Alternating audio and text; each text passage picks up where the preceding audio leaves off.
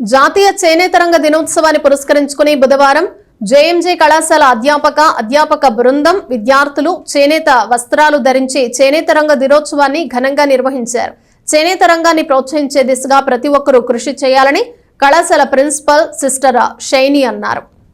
జాతీయ చేనేత రంగ దినోత్సవాన్ని జేఎంజే కళాశాలలో బుధవారం ఘనంగా నిర్వహించారు.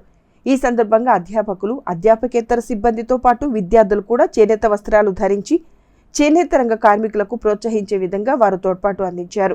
ఈ సందర్భంగా ప్రిన్సిపల్ షైనీ మాట్లాడుతూ, స్వదేశ ఉద్యమం తీవ్ర స్థాయిలో జరుగుతున్న సమయంలో మన స్వాతంత్ర సముపార్జనకు తోడ్పాటును అందించే దిశగా చేనేత రంగం కూడా భాగస్వామి అయిందని అన్నారు.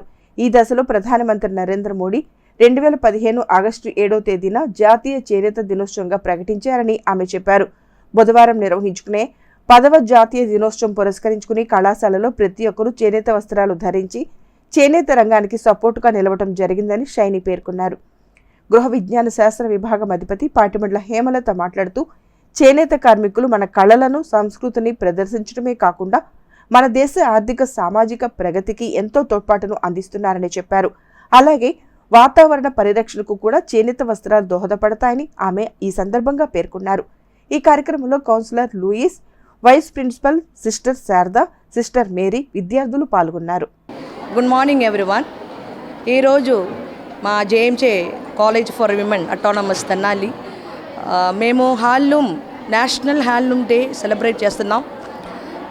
ఇది 1905 ఆగస్ట్ 7th స్టార్ట్ చేసిన ఈ handloom day. Today we are celebrating this handloom day because not to give awareness to our students on India's handloom industries and the handloom fabrics, weavers, how they are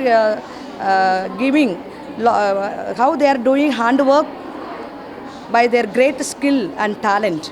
So మా పిల్లలకి ఈ handloom weavers గురించి importance ఇవ్వడానికి, అలానే handloom material promote చేసి వాళ్ళు ఈ handloom చేసిన ప్రతి ఒక్కరిని కూడా వాళ్ళు ఎంకరేజ్ చేయాలి అనే ఉద్దేశంతో ఈరోజు మేము ఈ హ్యాండ్లూమ్ డే సెలబ్రేట్ చేస్తున్నాం. సో ఇక్కడ మా జేఎంజే కాలేజ్ స్టాఫ్ అందరూ గ్యాదర్ అయి ఉన్నారు along with our students. So we are very happy to give this information and awareness programme to our students as well as outside. దాని యొక్క ప్రభావం దేశమంతటా విస్తరించి చాలా మంది అప్పట్లో మోసపడి వాడేటటువంటి విదేశీ వస్తువులన్నింటినీ, ఎంతో విలువైన విదేశీ వస్తువుల్ని మంటల్లో కాల్చేసి వాళ్ళ యొక్క నిరసనని తెలిపారు.